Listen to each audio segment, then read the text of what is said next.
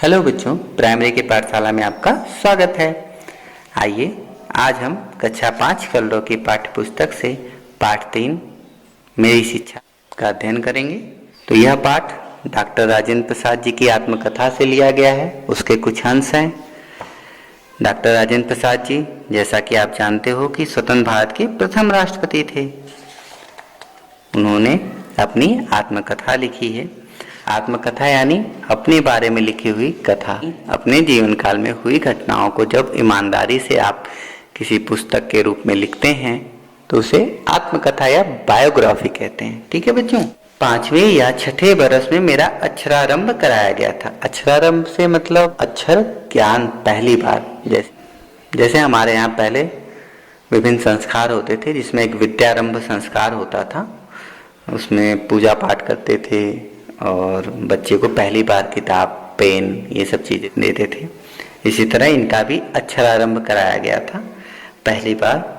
तो उस समय की प्रचलित प्रथा के अनुसार अक्षरारंभ मौलवी साहब ने बिस्मिल्लाह के साथ कराया था। ठीक है बच्चों, तो मौलवी साहब जो आए थे वह बिस्मिल्लाह यानी सुबह होता है उसका अर्थ।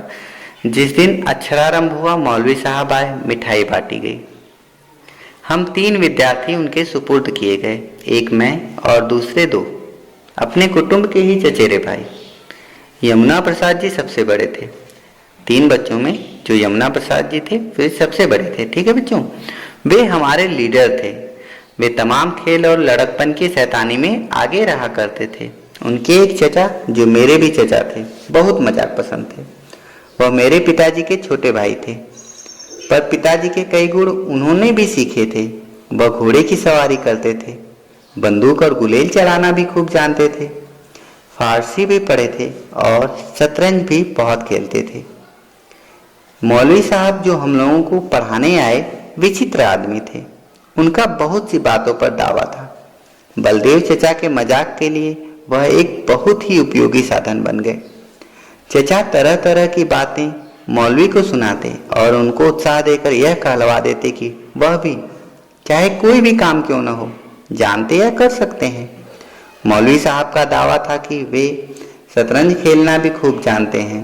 बलदेव चचा उन्हें शतरंज खिलाते, पर वे कभी न जीतते। हम बच्चे इस मजाक को कौतूहल से सुनते। इस प्रकार के मजाकों के बीच हम फारसी पढ़ते रहे। कुछ महीने बाद मौलवी साहब चले गए। दूसरे मौलवी साहब बुलाए गए। वे बहुत गंभीर थे और अच्छा पढ़ाते भी थे। हफ्ते में 5.5 दिन फारसी पढ़ाते थे। बृहस्पतिवार की दोपहर के बाद और शुक्रवार की दोपहर तक फारसी से छुट्टी रहती थी। तब गिनती सिखाते थे। खेलने कूदने के लिए भी समय दिया जाता था। हम लोग खूब सवेरे उठकर मौलवी साहब के पास जाते थे। वे एक कोठरी में रहा करते थे।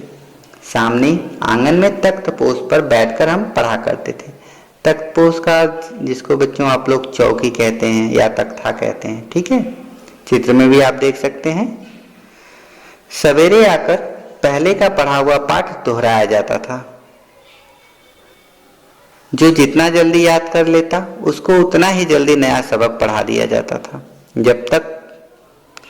तब तक सूर्योदय हो जाता। हम अपना मुंह हाथ धो लेते और माँ के पास कुछ खाने के लिए पहुंच जाते। प्रायः आधा घंटे की छुट्टी मिलती।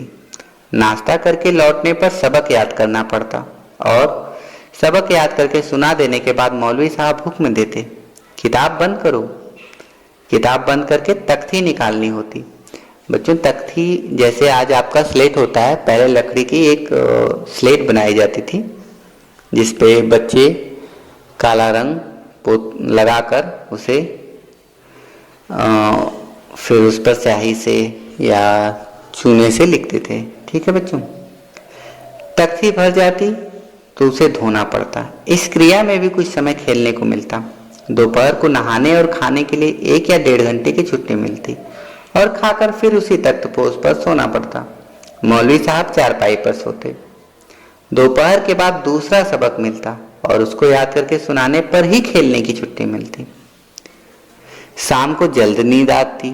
डर रहता कि मौलवी साहब हमें पलक झपकाते देख न ले, नहीं तो मार पड़ती। जल्दी छुट्टी के 2 उपाय थे। खेल कूद में जमुना भाई लीडर थे। जल्दी छुट्टी पाने के लिए भी उपाय वही करते।